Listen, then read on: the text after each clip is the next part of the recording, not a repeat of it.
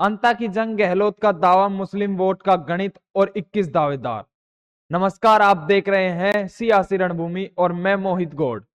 राजस्थान की राजनीति में एक बार फिर गर्मी है और वजह है अंता विधानसभा उपचुनाव। नामांकन का समय सीमा खत्म होते ही अब चुनावी मैदान में कुल 21 योद्धा हैं। इस बार यह चुनाव सिर्फ स्थानीय वर्चस्व की लड़ाई नहीं, बल्कि कांग्रेस के दिग्गज प्रमोद जैन भाया के राजनीतिक भविष्य की अग्नि परीक्षा है। प्रमुख दावेदार और बागियों का खेल। मुख्य मुकाबला हमेशा की तरह कांग्रेस के प्रमोद जैन भाया और बीजेपी के जमीनी कार्यकर्ता मोरपाल सुमन के बीच है। लेकिन असली खेल बिगाड़ा है बागियों ने। कांग्रेस से बागी नरेश मीणा ने युवा और मीणा वोट बैंक पर सीधी सेंध लगाई है। बीजेपी से बागी रामपाल मेघवाल ने एससी वर्ग के बीजेपी के पारंपरिक वोटों को चुनौती दे दी। इन सबके बीच सबसे बड़ा और निर्णयी मुद्दा है मुस्लिम वोट बैंक का रुख।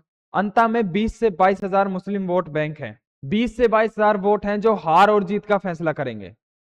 मगर इस बार यह फैसला सिर्फ अंता के स्थानीय मुद्दों से नहीं, बल्कि राष्ट्रीय राजनीतिक से प्रभावित होगा। याद रखिए, बिहार में मुस्लिम डिप्टी सीएम की घोषणा न करने के कारण अशोक गहलोत ने देश भर के मुस्लिम समुदाय के एक बड़े हिस्से को नाराज किया है।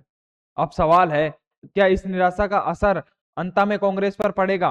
क्या मुस्लिम समाज अशोक गहलोत और कांग्रेस के साथ रहेगा, या फिर उनका वोट युवा बागी नरेश मीणा की तरफ खिसकेगा, जिन्हें एसटीपीआई जैसे संगठनों का स्थानीय समर्थन मिल रहा है? या फिर अंता में खड़े 5 अलग अलग मुस्लिम उम्मीदवारों में ये वोट बढ़ जाएंगे, जिनका सीधा नुकसान कांग्रेस को होगा? और क्या बीजेपी वसुंधरा राजे के कनेक्शन का फायदा उठाकर कुछ मुस्लिम वोट अपने खाते में डाल पाएगी? मुस्लिम वोटर हमेशा उस जिताऊ कैंडिडेट को वोट देते हैं जो बीजेपी को हरा सके। अगर यहां वोट का बिखराव हुआ तो इसका सीधा मतलब है कांग्रेस की हार। यह उपचुनाव सिर्फ एक सीट नहीं, बल्कि यह तय करेगा कि कांग्रेस अपने बागियों को संभाल पाती है। राष्ट्रीय स्तर पर लिए गए फैसलों का हिसाब उसे जमीन पर चुकाना पड़ेगा। मतदान 11 नवंबर को होगा और 14 नवंबर को पता चलेगा कि अंता के मुस्लिम वोटर्स ने किसे किंग मेकर बनाया और किसका सियासी गणित बिगाड़ा। बने रहिए सियासी रणभूमि के साथ। धन्यवाद।